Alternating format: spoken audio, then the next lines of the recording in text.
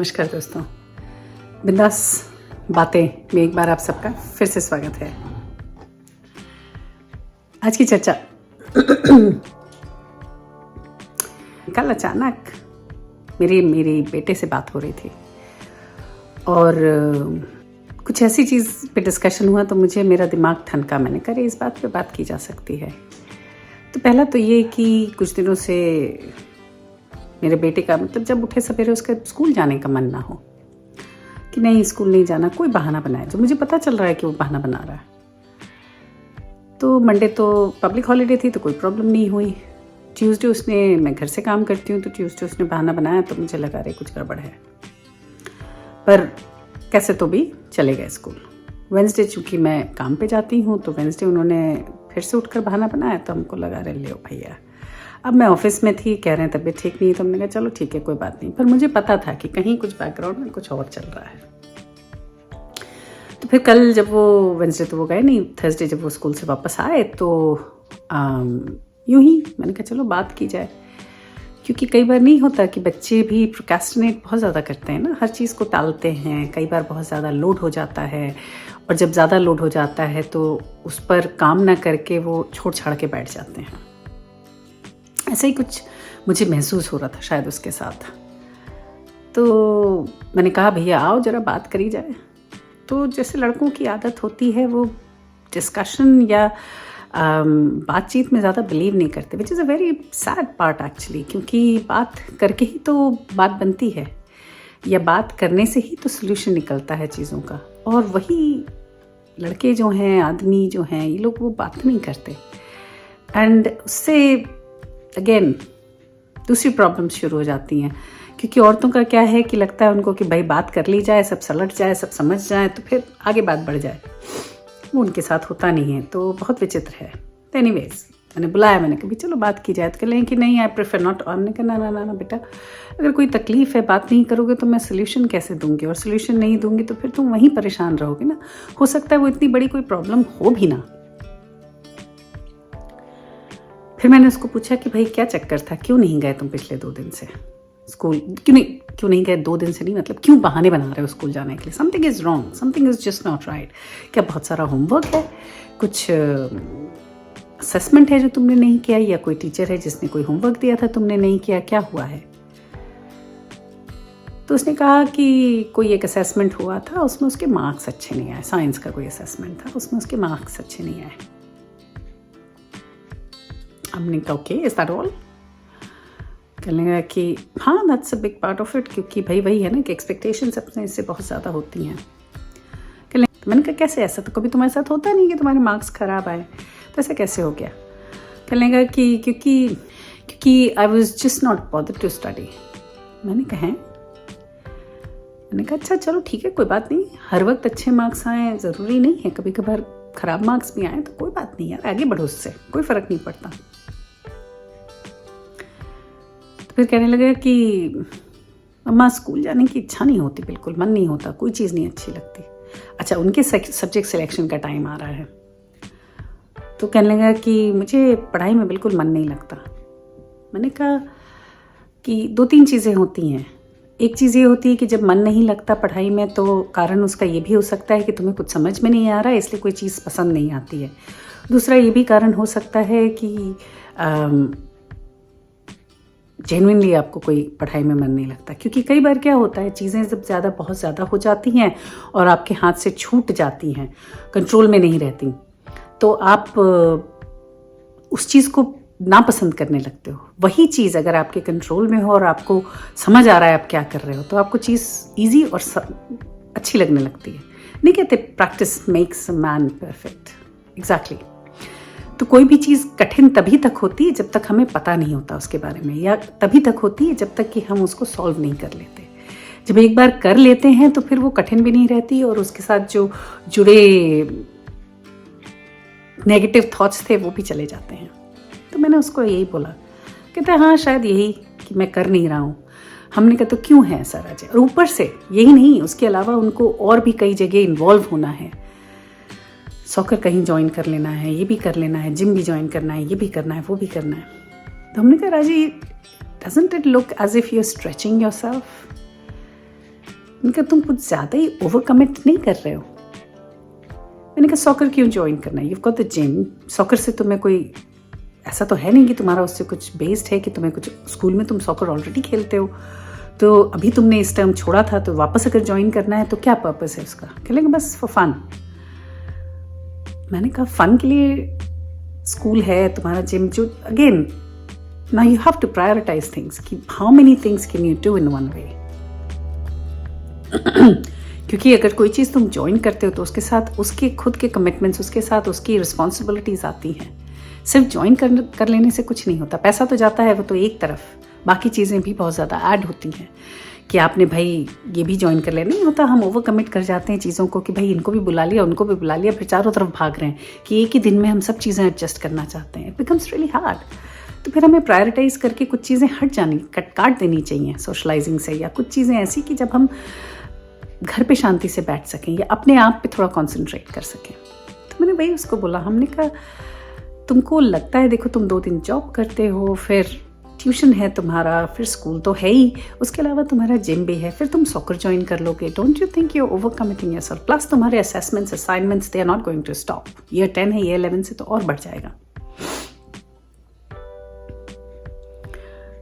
फिर दूसरा कि सॉकर के साथ जो रिस्पॉन्सिबिलिटीज आती हैं, गेम में ले जाना लाना, that would overcommit me as well. हमने कहा हो सकता है मैं हर जगह पहुंच ही ना पाऊं, तो फिर हम उस चीज़ की तरफ क्यों जा रहे हैं जो हमारे बस की नहीं है, सिर्फ इसलिए कि विचार उसके बारे में सोचने से ऐसा लगता है कि it's going to be fun. मैंने कहा इस टाइम छोड़ दो, अगले साल ज्वाइन कर लेना अगर इच्छा हुई तो। इस टाइम थोड़ा अलग कंसंट्रेट करो। जिस दौर से तुम गुजर रहे हो, जो तुमको कहीं जाना अच्छा नहीं लगता, कुछ करना अच्छा नहीं लगता, let's deal with those things. तो कहते हाँ you right, let's not go for soccer. ऐसे जेन्युइनली दिल से सोच के पूछो कि सही में तुम्हें, कि अगर तुम्हें बहुत इच्छा है तो मैं ज्वाइन करा दूंगी, लेकिन again it's up to you. तो कहने कि नहीं, I was actually, you right, I am overcommitting. So anyways, so that part was set aside, and then we started talking about other things because उसके subject selection का time आ रहा है, तो that's also a very big subject, कि like a very big topic as to what आगे क्या करना है। तो मैंने कहा क्या सोचते हो Rajiv, what do you like? कहता I like nothing. I said what subjects do you like? कहता कुछ भी नहीं पसंद आता। मैंने कहा अच्छा आगे, कहते हैं पता नहीं कैसे लोग होते हैं या कैसे वो बच्चे होते हैं जिन्हें पता होता है कि उन्हें आगे क्या करना है। कैसे दीदी को 11th में पता चल गया था कि उसको एक्ट्रेस बनना है। हमने कहा राजे 90% लोगों को नहीं पता होता कि उन्हें क्या करना है, and do not stress on that, क्योंकि you have the whole life ahead of you. और ज़रूरी नहीं है कि जो आज तुम सब्जेक्ट्स अगर चूज़ करते हो तो आगे चल के उनको बदल नहीं सकते, या ये भी ज़रूरी नहीं है कि तुम जो आज सोचते हो मैं बनूंगा वो अगर कल नहीं बने तो कुछ भूचाल आ जाएगा। कोई फ़र्क नहीं पड़ता यार, तुम्हें जो अच्छा लगे तुम आगे चल के वो करना। बहरहाल अभी इस स्टेप से आगे बढ़ने के लिए तो सब्जेक्ट सिलेक्शन करने हैं। कहेंगे कैसे लोग समझ जाते हैं? हमने कहा नहीं समझते राजे, बहुत लोग नहीं समझते, बहुत कम लोग समझते हैं। एंड दीदी यानी my daughter, I think she has been lucky in that regard कि उसकी जो कॉलिंग है वो बहुत अर्ली ऑन हमें पता चल गई। फिर मैंने ये भी बोला, हमने कहा इट्स गुड कि उसकी पता चल गई। तुम्हारे साथ अगेन अगर उसकी भी पता नहीं चलती तो वो आज तक समझ नहीं पा रहे होते क्या करें, और हम और स्ट्रेस हो रहे होते क्योंकि वो कहीं फिट नहीं होती हैं। उनको कोई चीज़ नौकरी करना उनको बिल्कुल ही पसंद नहीं है, पढ़ाई दूसरी तरफ नहीं, तो फिर बहुत मुश्किल हो जाता है डिफाइन करना कि ये करेंगी क्या। तो उनकी कॉलिंग जल्दी पता चल गई, that is very good. On the other hand लड़के के साथ ऐसा है कि he is very hard working. मैंने कहा तुम्हारा ऐसा है कि तुम जो भी लोगे तुम उसको ट्राई तो कर ही लोगे, पर अगेन दिमाग में हमेशा रखो कि कोई प्रेशर है ही नहीं लाइफ में यार, क्योंकि हमें जीना है। दूसरा मैंने कहा ज़रूरी नहीं है 12th ख़त्म होता है उसके बाद अगर तुमको लग रहा है कि तुम्हें नहीं समझ रहे कहाँ जाना है तो पहले घूमो फिरो यार, 1 साल गैप ईयर ले लो। आजकल के बच्चों का आप देखो लाइफ कैसी है। आजकल क्या, हमेशा से ही ऐसा था, लेकिन हमारे पास कभी ऐसा ऑप्शन नहीं था। पर दूसरी चीज़ ये भी थी कि हम वेकेशंस में घर पे रहते थे, रिलैक्स करते थे, हमें खाना पानी इन सब का कोई टेंशन नहीं था। पर आजकल के बच्चों को देखिए, पढ़ने जाते हैं, स्कूल जाते हैं, उसके बाद स्कूलिंग ख़त्म होती है, मार्क असेसमेंट्स, असाइनमेंट्स, भगवान जाने क्या क्या प्रेशर, ऊपर से साइड के ट्यूशन्स हैं, गेम्स हैं, दूसरी चीज़ें एक्स्ट्रा करिकुलर, वो भी ऐड ऑन होता है। ऊपर से उनके पास प्रेशर है कि they should look nice as well, तो वो प्रेशर, और उस सब के बाद पढ़ाई तो ख़त्म ही नहीं होती। एक प्रेशर ख़त्म होता, उसके बाद 12th ख़त्म हुआ, यूनी शुरू होती, यूनी के बाद दूसरे लफड़े, या तो आगे पढ़ो या नौकरी करो, पैसा कमाने का। अच्छा, पैसे भी ये लोग तो जल्दी कमाने लगते हैं यहाँ। तो मैंने कहा क्यों नहीं तुम ऐसा सोचते हो कि 2 साल बिंदास करो, जो करना है, जो भी सब्जेक्ट्स तुम्हें समझ में आते हैं वो ले लो। ज़रूरी नहीं है कि उसी से करियर बनना है।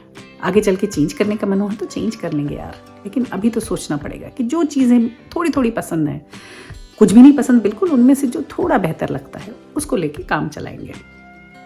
और 12th के बाद जो काम तुम कर रहे हो उससे पैसा सेव करो। 12th के बाद गैप ईयर ले लो, घूमने फिरने जाओ, टूरिंग पे जाओ। तो एकदम से रिलैक्स हो गया, कहता हाँ मम्मा, मेरा भी बड़ा मन है कि मैं साल का गैप ले लूँगा। Is that okay? I said of course it is okay, क्योंकि ये जो उम्र है ये तो वापस आएगी नहीं ना। ये जो यंग उम्र है, जो हम सोचते हैं हम रिटायर होके घूमने जाएंगे और बुढ़े हो जाते हैं, फिर हड्डियाँ काम नहीं करती, पैर नहीं काम करते, हाथ काम नहीं करते, तो कुछ कर नहीं पाते। मैंने कहा जीना तो छोड़ना ही नहीं है यार, सब चीज़ों के साथ जीना, खुशी, अपने लिए आगे बढ़ना बहुत ज़रूरी है। हमने कहा fine not, take a gap year after 12th, बिंदास घूमो फिरो, जो करना है करो यार। इस उम्र में जो इच्छा होती है करने की वो सब करो, फिर यूनी का देख लेंगे। साइड में कुछ करना हो तो साइड में करना, जहां जीवन ले जाएगा वहां जाएंगे, लेकिन खुशी खुशी जाएंगे, जीना छोड़ते हुए नहीं जाएंगे। और जैसा दिन आएगा वैसा देखेंगे यार।